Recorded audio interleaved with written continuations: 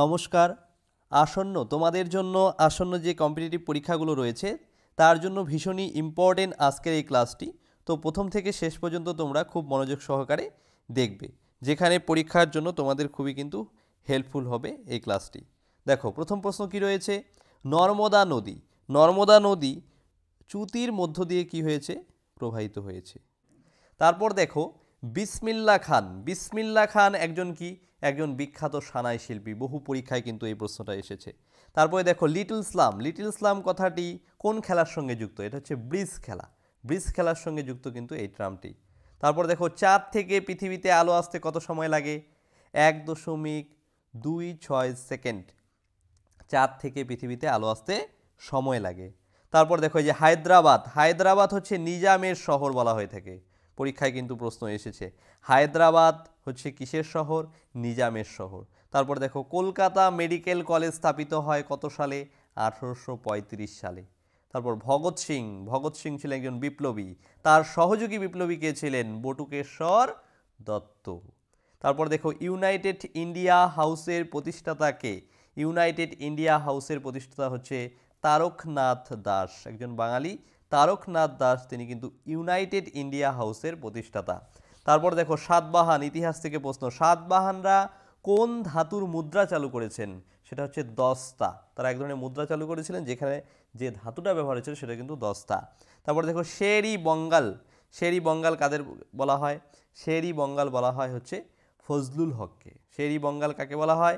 ফজলুল হককে কিন্তু শেরি বঙ্গাল বলা হয়ে থাকে। তারপর মোহাম্মদ আলী জিন্না মুসলিম লীগ গঠন করেছিলেন। সেই মুসলিম লীগের সভাপতি হয়েছিলেন কত সালে? 1934 সালে তিনি কিন্তু মুসলিম লীগের সভাপতি হয়েছেন। তারপর দেখো, তত্ত্ববোধিনী, তত্ত্ববোধিনী, তত্ত্ববোধিনী পত্রিকার সম্পাদক কে? দেবেন্দ্রনাথ ঠাকুর। দেবেন্দ্রনাথ ঠাকুর রবীন্দ্রনাথ ঠাকুর পরিবারের একজন। দেবেন্দ্রনাথ ঠাকুর কিন্তু তত্ত্ববোধিনী পত্রিকার সম্পাদক। তারপর দেখো, আফ্রিকা মহাদেশের সর্বোচ্চ শৃঙ্গের নাম? Mount Kilimanjaro. আফ্রিকা মহাদেশের সর্বোচ্চ শৃঙ্গের নাম কি? Mount Kilimanjaro. তারপর নাগার্জুন সাগর প্রকল্প কোন নদীর উপর অবস্থিত? কৃষ্ণা নদীর উপর অবস্থিত। দক্ষিণ ভারতের একটি উল্লেখযোগ্য নদী কৃষ্ণা নদী। কৃষ্ণা নদীর উপর অবস্থিত কি? এই নাগার্জুন সাগর প্রকল্প। তারপরে দেখো, পাণ্ড্য রাজা, পাণ্ড্য রাজাদের রাজধানী, পাণ্ড্য রাজাদের রাজধানী হচ্ছে মাদুরাই, যেটা কিন্তু চেন্নাইয়ে অবস্থিত। তারপর দেখো, ভারতের লোকসভার প্রথম মহিলা স্পিকারকে? ভীষণই ইম্পর্টেন্ট, মীরা কুমার। মীরা কুমার হচ্ছে ভারতের প্রথম মহিলা লোকসভার স্পিকার। তারপর দেখো, গান্ধীজি, গান্ধীজি সি.এফ. অ্যান্ড্রুজকে দীনবন্ধু আখ্যা দিয়েছেন। সি.এফ. অ্যান্ড্রুজ, এই যে নীলদর্পণ নাটক আমরা পড়েছি যে দীনবন্ধু রচিত, সে গান্ধীজি কিন্তু সি.এফ. অ্যান্ড্রুজকে কিন্তু দীনবন্ধু আখ্যা দিয়েছে। তারপরে দেখো, ভারতের জাতীয় আয় পরিমাপ করে কোন সংস্থা? সিএসও। ভারতের জাতীয় আয় পরিমাপ করে এই সংস্থাটি। তারপর দেখো, সেন্ট্রাল ফুয়েল রিসার্চ সেন্টার কোথায় অবস্থিত? ধানবাদে অবস্থিত কিন্তু সেন্ট্রাল ফুয়েল রিসার্চ সেন্টার ভারতের মধ্যে। তারপর দেখো, চক্ষু, চক্ষুর অক্ষিপটের বেশি উপরিভাগে যেখানে রড কোষ এবং কোন কোষ থাকে না তার নাম কি? তার নাম হচ্ছে ব্লাইন্ড স্পট। এখানে কিন্তু রড কোষ এবং কোন কোষের উপস্থিতি কিন্তু লক্ষ্য করা যায় না, যে জায়গাটা সেটা হচ্ছে ব্লাইন্ড স্পট, চক্ষুর অক্ষিপটের উপর কিন্তু অবস্থিত। তারপর দেখো, প্রথম সরকারি ভাষা কমিশনের সভাপতি কে ছিলেন? Important question. দেখো, বিজি খের, বিজি খের ছিলেন প্রথম সরকারি ভাষা কমিশনের সভাপতি। তারপরে দেখো, হুমায়ুন, মোগল সম্রাট একজন হুমায়ুন। হুমায়ুন শব্দের অর্থ কি? ভীষণ ইম্পর্টেন্ট, হুমায়ুন শব্দের অর্থ কিন্তু ভাগ্যবান।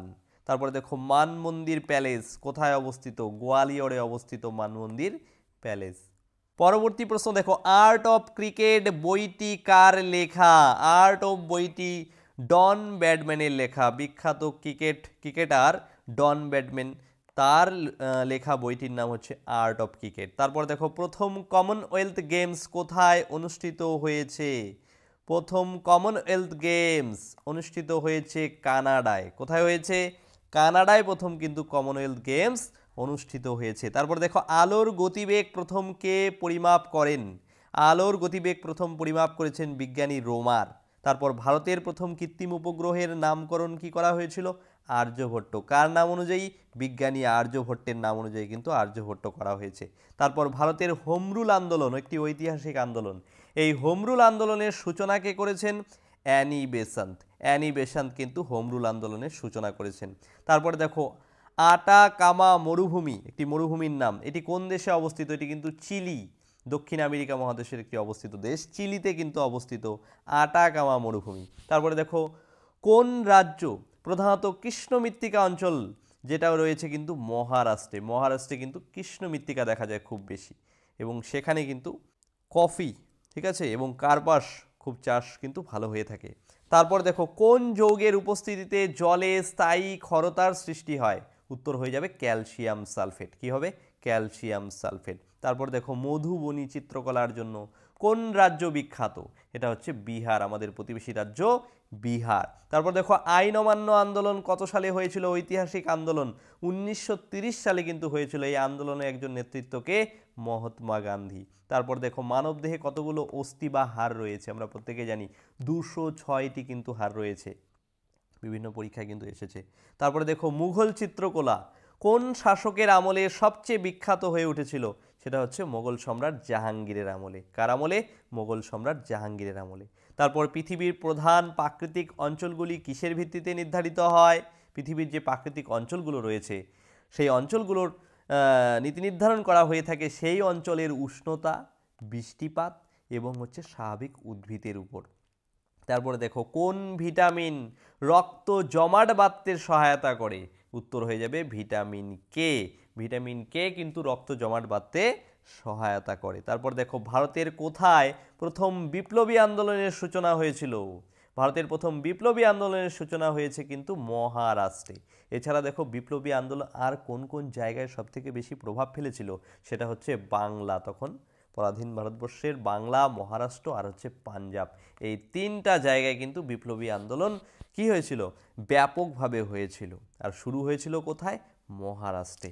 তারপর দেখো পশ্চিমবঙ্গের রেশম শিল্পে কোন জেলা বিখ্যাত? সেটা হচ্ছে মুর্শিদাবাদ জেলা। মুর্শিদাবাদ জেলায় কিন্তু রেশম চাষ হয়ে থাকে এবং রেশম শিল্প কিন্তু সেখানকার একটা গুরুত্বপূর্ণ শিল্প।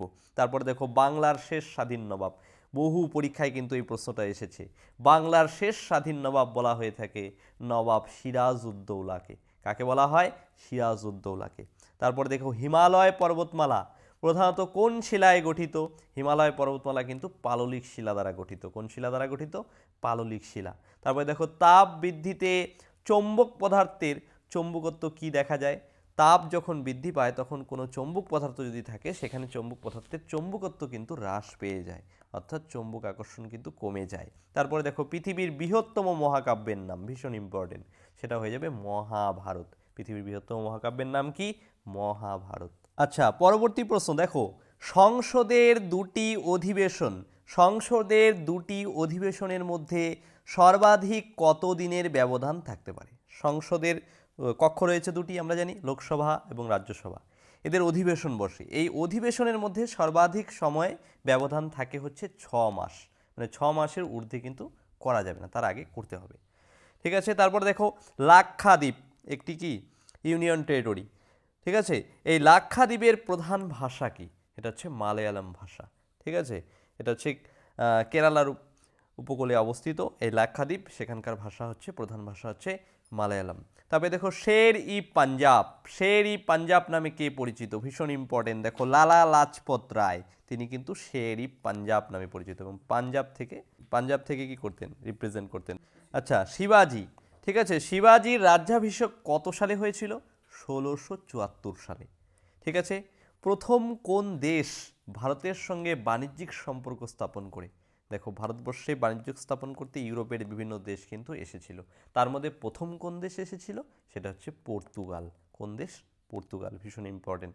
তারপরে দেখো কোন গুপ্ত সম্রাটকে ভারতের পরিত্রাতা বলা হয়ে থাকে? গুপ্ত সম্রাট স্কন্দগুপ্তকে কিন্তু পরিত্রাতা বলা হয়ে থাকে এবং ভারতের কি রক্ষাকর্তাও কিন্তু বলা হয়ে থাকে।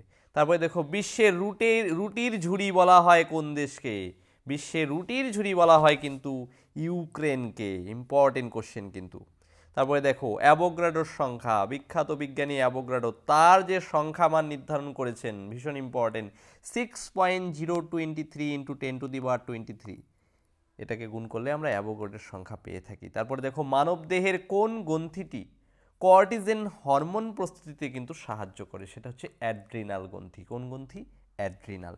তারপরে দেখো ঋগ্বেদে কতগুলো স্তবক রয়েছে, ভীষণ ইম্পর্টেন্ট, বহু পরীক্ষায় কিন্তু এসেছে। ঋগ্বেদে যে স্তবক রয়েছে তার সংখ্যা হচ্ছে 1028টি। কয়টি? 1028টি। তারপর দেখো ভারতীয় রিজার্ভ ব্যাংকের প্রথম ভারতীয় গভর্নর কে ছিলেন? সিডি দেশমুখ। কে? সিডি দেশমুখ। তারপর দেখো অনুচ্চক্রিকা। অনুচ্চক্রিকা হচ্ছে রক্তকণিকা, যার গড় আয়ু কত দিন? গড় আয়ু হচ্ছে 3 দিন। তারপরে দেখো কোন ধাতু উড়োজাহাজ নির্মাণে ব্যবহৃত হয়, সেটা হচ্ছে টাইটোনিয়াম। কি?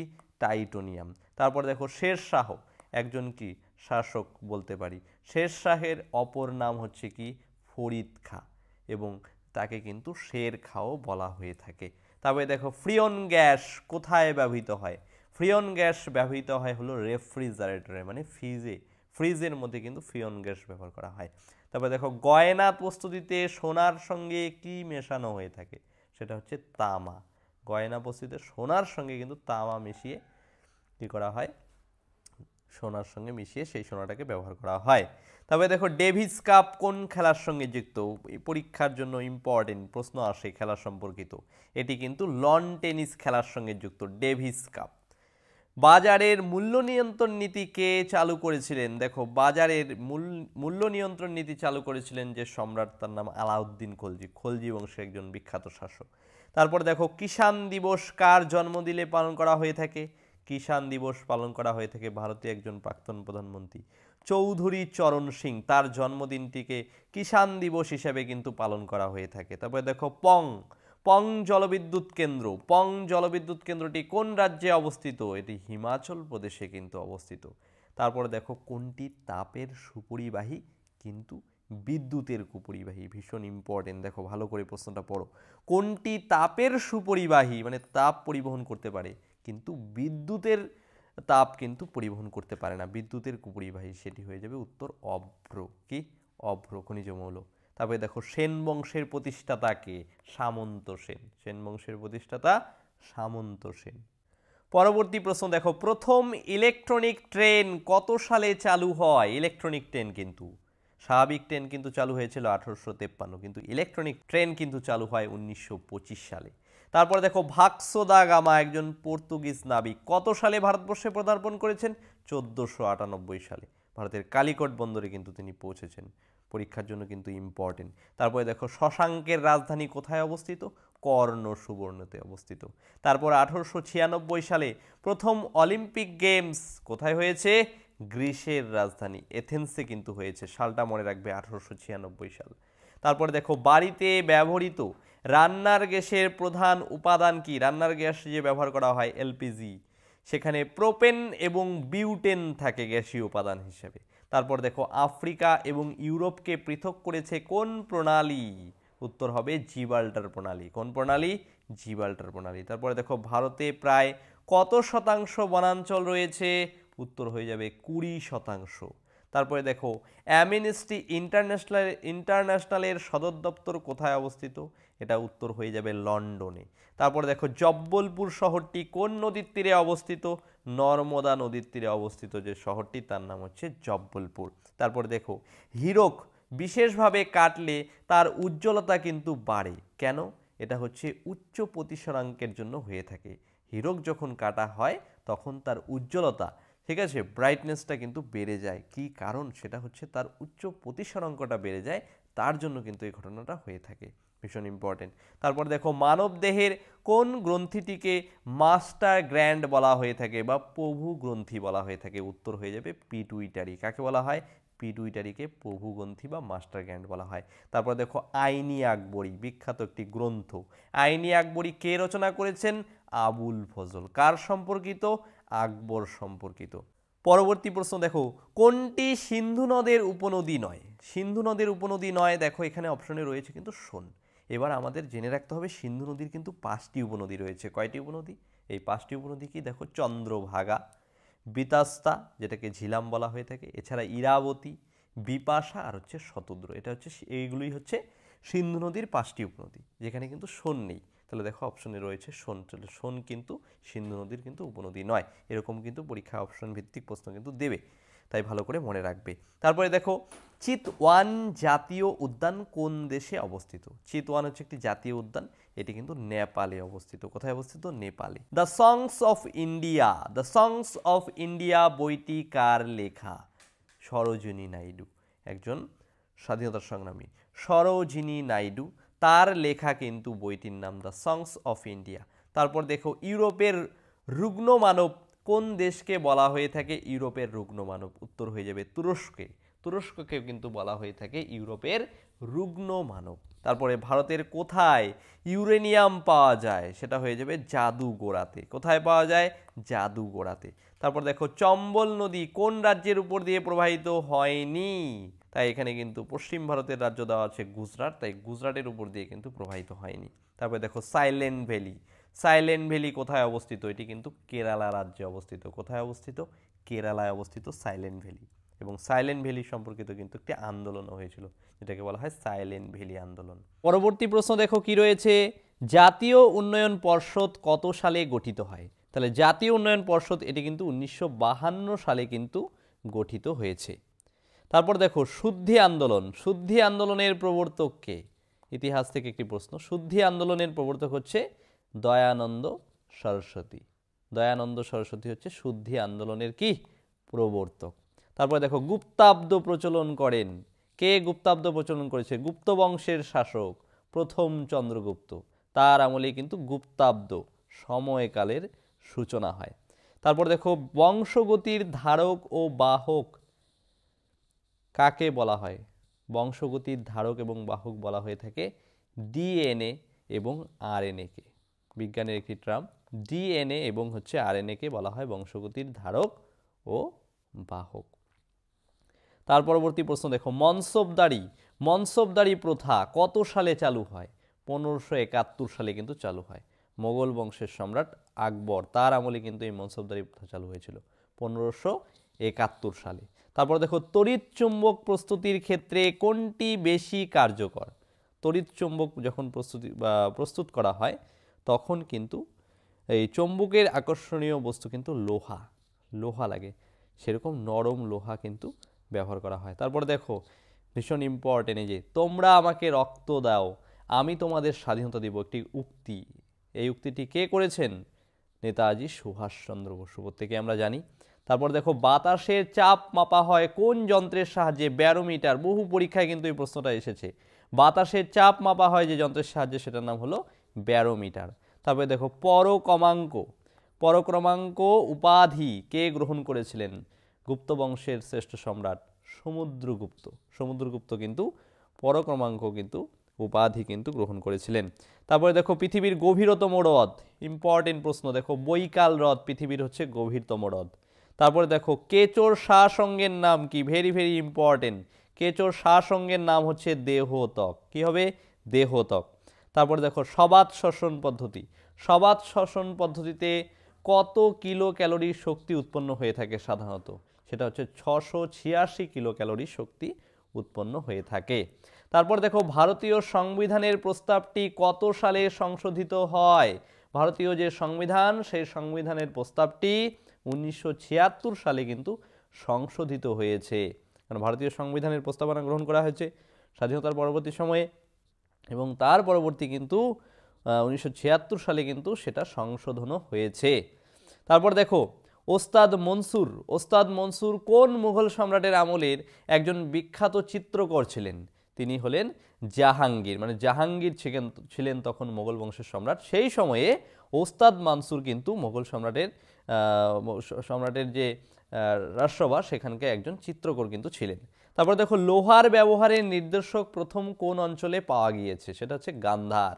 ঠিক আছে, একটি মহাজন পদ গান্ধার পড়েছি আমরা, সেই গান্ধারে কিন্তু লোহার ব্যবহারের নিদর্শন পাওয়া গিয়েছে। তারপর দেখো উইন্টার অলিম্পিক কত সালে চালু হয়? ভীষণই ইম্পর্টেন্ট, উইন্টার অলিম্পিক চালু হয়েছে কিন্তু 1924 সালে। প্রথমে কিন্তু সামার অলিম্পিক হয়েছে, ঠিক আছে, তারপর কিন্তু উইন্টার অলিম্পিক। তারপরে দেখো মেত্তুর বাঁধ কোন নদীর উপর অবস্থিত? মেত্তুর বাঁধ এটা হচ্ছে কাবেরী নদীর উপর, দক্ষিণ ভারতের একটি নদী কাবেরী নদী। এই কাবেরী নদীর উপর কিন্তু এই মেত্তুর বাঁধ কিন্তু অবস্থিত। তারপর দেখো নীলগিরি পর্বতের সর্বোচ্চ শৃঙ্গের নাম কি? নীলগিরি পর্বতের সর্বোচ্চ শৃঙ্গের নাম হলো দোদাবেতা।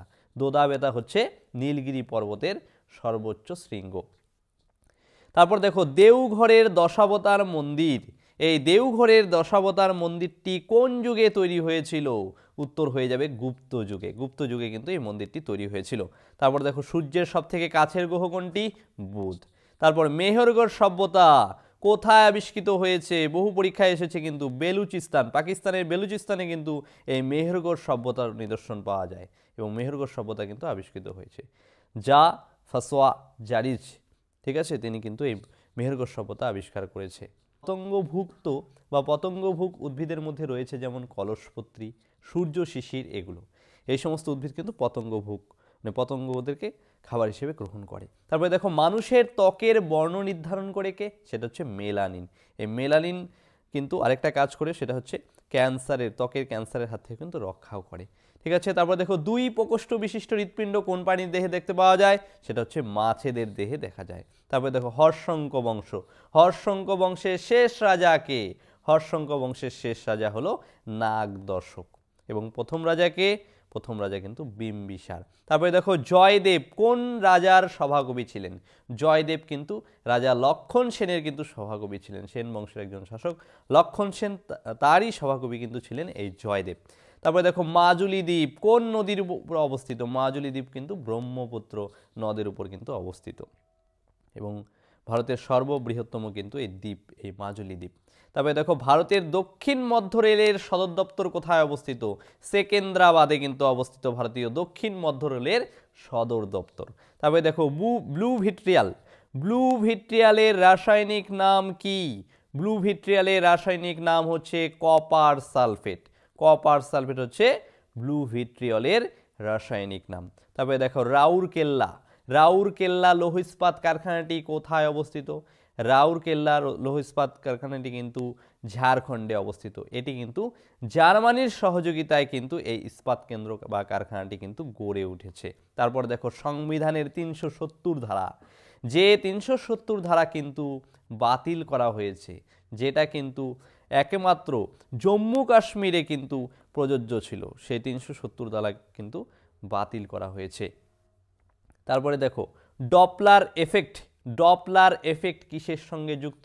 ডপলার এফেক্ট কিন্তু শব্দের সঙ্গে যুক্ত, ঠিক আছে। তারপরে দেখো অ্যালুমিনিয়াম কোন সংকর ধাতু বিমান শিল্পে ব্যবহৃত হয়? অ্যালুমিনিয়াম সংকর ধাতু হিসেবে ব্যবহৃত হয়, সেটা হচ্ছে ডুরালুমিন তৈরিতে। ডুরালুমিনের শিল্পে কিন্তু এই অ্যালুমিনিয়াম কিন্তু ধাতু ব্যবহার হয়ে থাকে। তারপরে দেখো অ্যাঞ্জেল জলপ্রপাত, বিখ্যাত জলপ্রপাত অ্যাঞ্জেল জলপ্রপাত কোথায় অবস্থিত? ভেনিজুয়েলাতে অবস্থিত। ভেনিজুয়েলাতে কিন্তু অবস্থিত অ্যাঞ্জেল জলপ্রপাত। তারপর ইম্পর্টেন্ট একটি কোশ্চেন দেখো, my music my life, my music my life বইটির লেখককে? পণ্ডিত রবিশঙ্কর। পণ্ডিত রবিশঙ্কর একজন কি সঙ্গীত শিল্পী, তার বিখ্যাত বইটির নাম হচ্ছে my music and my life.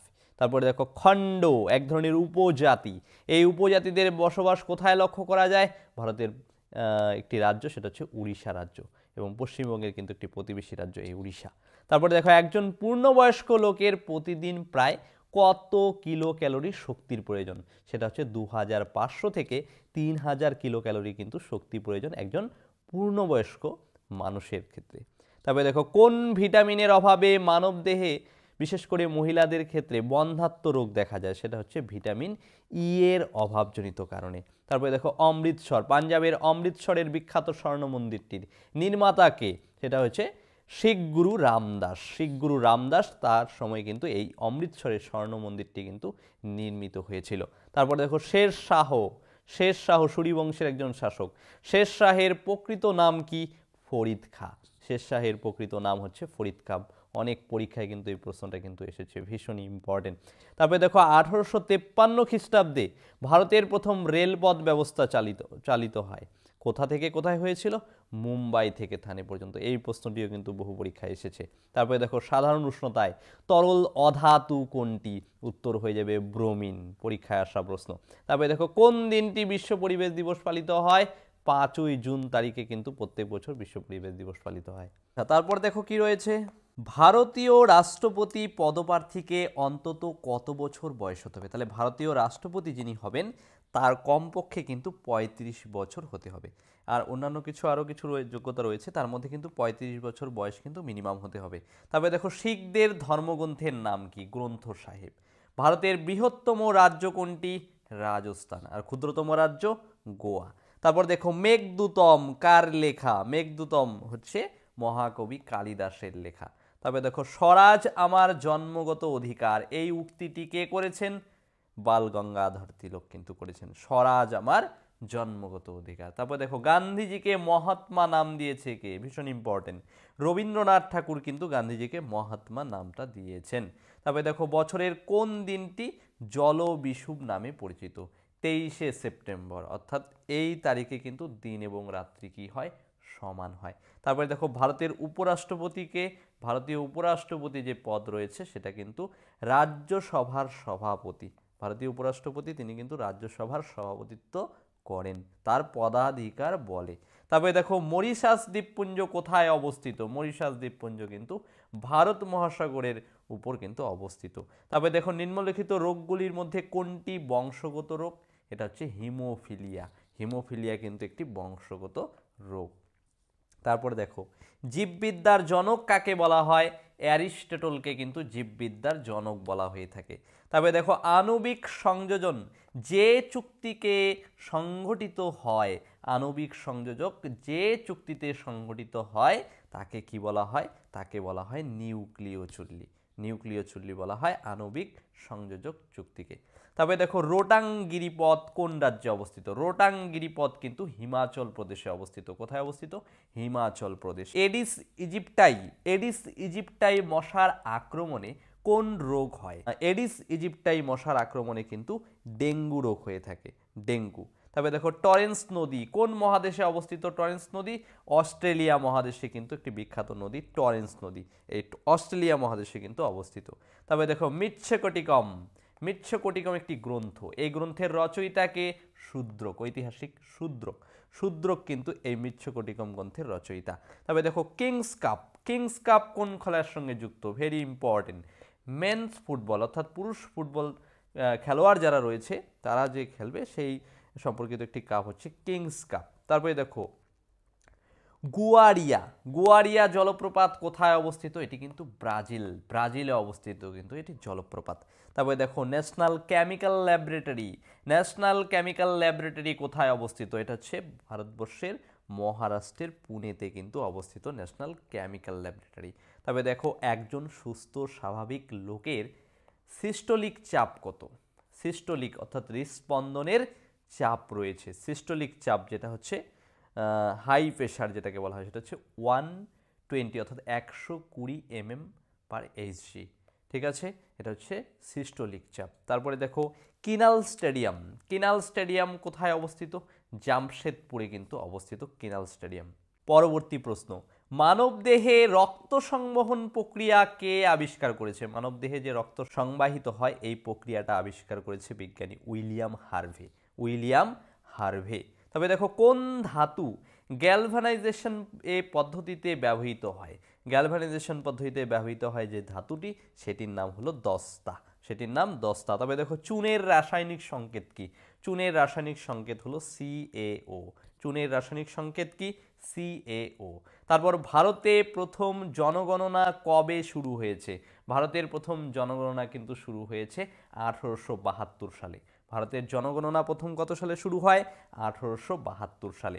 তবে দেখো বিশ্বের প্রথম মহিলা প্রধানমন্ত্রীর নাম কি? সিরিমাভো বন্দরনায়েক, তিনি কিন্তু শ্রীলঙ্কার প্রধানমন্ত্রী। বিশ্বের প্রথম মহিলা প্রধানমন্ত্রী তিনি, সিরিমাভো বন্দরনায়েকে। তবে দেখো ভারতের কোথায় সোনা পাওয়া যায়? কোলারে কিন্তু সোনার খনি রয়েছে, কোলারে কিন্তু সোনা পাওয়া যায়। তবে দেখো মির্জা আসাদুল্লাহ খান গালিব কোন সম্রাটের সভাকবি ছিলেন? তিনি ছিলেন বাহাদুর শাহ জাফর, তার সময়ে কিন্তু তিনি সভাকবি ছিলেন।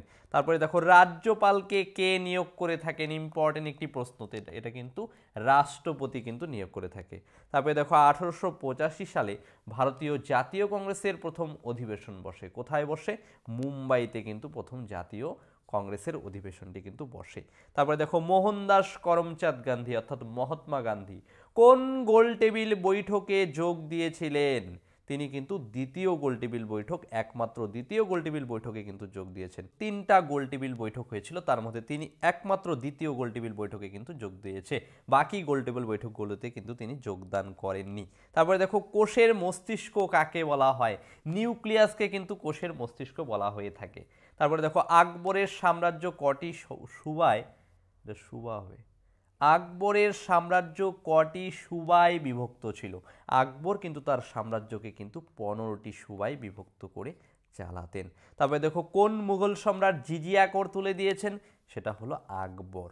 তারপরে দেখো কাকে জিন্দা পীর বলা হয়, ইম্পর্টেন্ট প্রশ্ন কিন্তু। জিন্দা পীর বলা হয়ে থাকে কিন্তু মোগল বংশের একজন সম্রাট ঔরঙ্গজেবকে কিন্তু বলা হয়ে থাকে জিন্দা পীর। তবে দেখো মশা সাধারণত কত প্রকারের হয়, 3 প্রকারের, ঠিক আছে, অ্যানোফিলিস, কিউলেক্স এবং এডিস।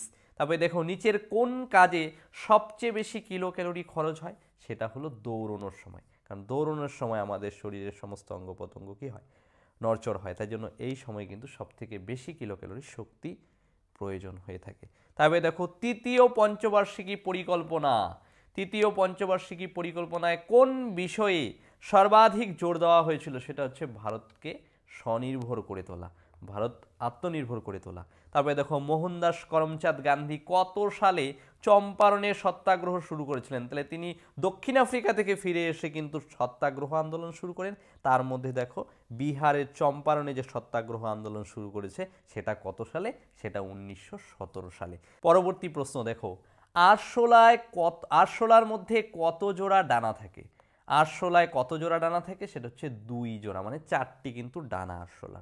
তারপরে দেখো নিত্য চাপে নির্দিষ্ট ভরের গ্যাসের আয়তনের সঙ্গে উষ্ণতার সম্পর্কের সূত্র, সেই সূত্রটা কি, সেটা হচ্ছে বিজ্ঞানী চার্লস যে সূত্র প্রবর্তন করেছে, সেই চার্লসের সূত্র অনুযায়ী নিত্য চাপে নির্দিষ্ট ভরের গ্যাসের আয়তনের সঙ্গে উষ্ণতার সম্পর্ক কিন্তু লক্ষ্য করা যায়।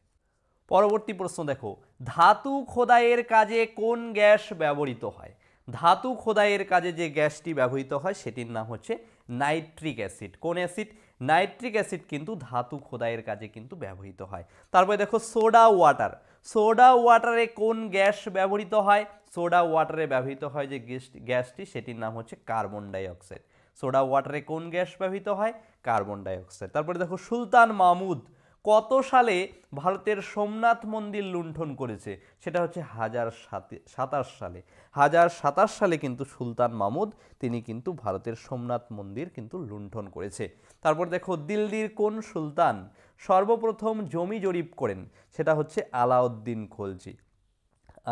খলজি কিন্তু দিল্লির সুলতান, তিনি কিন্তু সর্বপ্রথম জমি জরিপ অর্থাৎ জমি মাপার কাজ কিন্তু তিনি শুরু করেছেন। তারপরে দেখো কোন যুদ্ধে পরাজিত হয়ে হুমায়ুন ভারত পরিত্যাগ করেছিলেন, সেটা হচ্ছে কনৌজের যুদ্ধ, যেটা কিন্তু শের শাহের সঙ্গে হয়েছিল হুমায়ুনের। সেই যুদ্ধে পরাজিত হয়ে হুমায়ুন কিন্তু ভারতবর্ষ ত্যাগ করে চলে গিয়েছিলেন।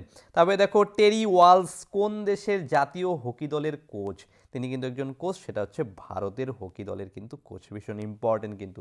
তারপরে দেখো কেন্দ্রীয় সরকার কত সালে পরিকল্পনা ও উন্নয়ন দপ্তর গড়ে তোলেন, সেটা হচ্ছে 1944 সালে। তারপরে পঞ্চবার্ষিকী পরিকল্পনা পরিত্যক্ত হয় কত সালে, 1966 সালে পঞ্চবার্ষিকী পরিকল্পনা কিন্তু পরিত্যক্ত হয়েছিল। তারপরে দেখো কে দ্বৈত শাসনের অবসান ঘটান, সেটা হচ্ছে লর্ড ওয়ারেন হেস্টিংস কিন্তু দ্বৈত শাসন ব্যবস্থার কিন্তু অবসান ঘটিয়েছেন।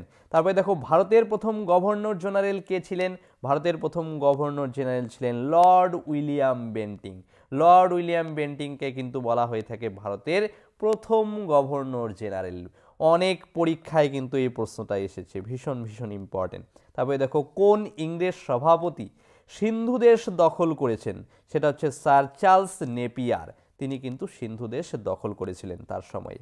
তবে দেখো দক্ষিণ ভারতে নাডু জেলা প্রশাসন চালু হয় কোন সাম্রাজ্যে, সেটা হচ্ছে চোল সাম্রাজ্যের সময়ে কিন্তু এই নাডু জেলা প্রশাসন কিন্তু চালু হয়েছে। তারপরে দেখো বেলগ্রেড শহর কোন নদীর তীরে অবস্থিত, বেলগ্রেড শহর কিন্তু দানিউব নদীর তীরে অবস্থিত বেলগ্রেড শহর। তারপরে দেখো এশিয়ার বৃহত্তম নদীটির নাম কি, যেটা কিন্তু চীন দেশে প্রবাহিত হয়েছে, ইয়াংসিকিয়াং নদী, এশিয়ার বৃহত্তম নদী, নদীটির নাম ইয়াংসিকিয়াং নদী। তবে দেখো কফি চাষ কোন দেশে প্রথম, কফি চাষের মধ্যে কোন দেশ প্রথম স্থান লাভ করেছে? সেটা হলো ব্রাজিল।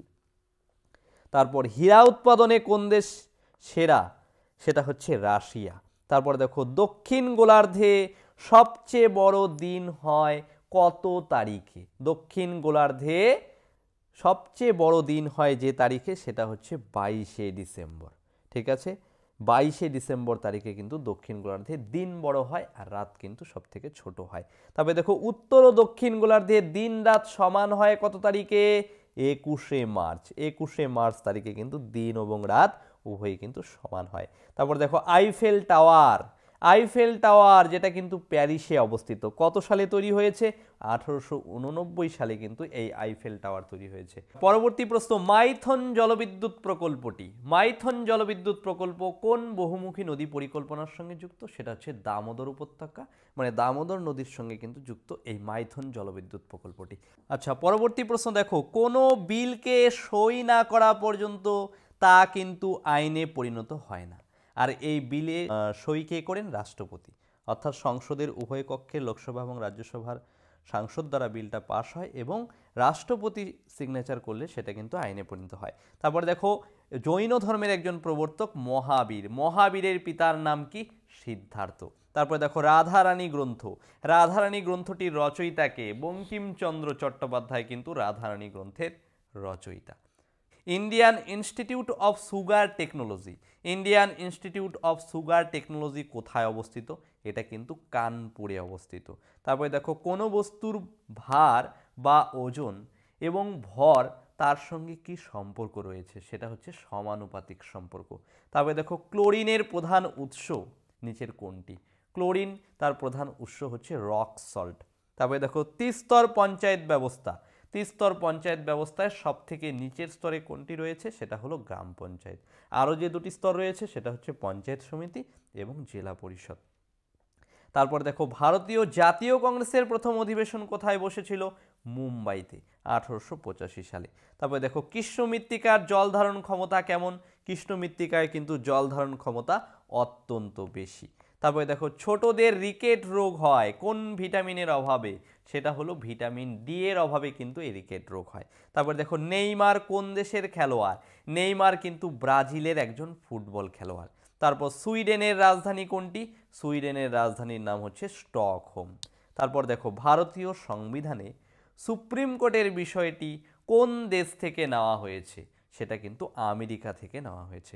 কারণ ভারতীয় সংবিধানের সুপ্রিম কোর্ট এবং সংবিধানের বিভিন্ন প্রস্তাবনা বা অন্যান্য কিছু, ঠিক আছে, মৌলিক অধিকার, এগুলো কিন্তু অন্যান্য দেশ থেকে কিন্তু নেওয়া হয়েছে। কারণ ভারতীয় হচ্ছে যুক্তরাষ্ট্রীয় ব্যবস্থায় এই সমস্ত কিছু অন্যান্য দেশের সহযোগিতায় কিন্তু সংবিধানটি গড়ে উঠেছে। আর এই ধরনের ক্লাস পেতে অতি অবশ্যই কিন্তু তোমরা কিন্তু চ্যানেলটিকে কিন্তু সাবস্ক্রাইব করে রাখবে। যারা চ্যানেলে নতুন রয়েছে এবং অবশ্যই অন্যান্য পরীক্ষার প্রস্তুতি নিচ্ছ তারা অতি অবশ্যই কিন্তু চ্যানেলটি সাবস্ক্রাইব করবে। এবং আজকের ক্লাসের সম্পূর্ণ পিডিএফ যদি তোমরা পেতে চাও তাহলে অতি অবশ্যই কিন্তু আমাদের টেলিগ্রামের কিন্তু জয়েন করে নিবে এবং এই ক্লাসের পিডিএফ পেতে কিন্তু অতি অবশ্যই কিন্তু টেলিগ্রামে জয়েন করে নিবে এবং টেলিগ্রামের লিঙ্ক কিন্তু রয়েছে ডেসক্রিপশনে।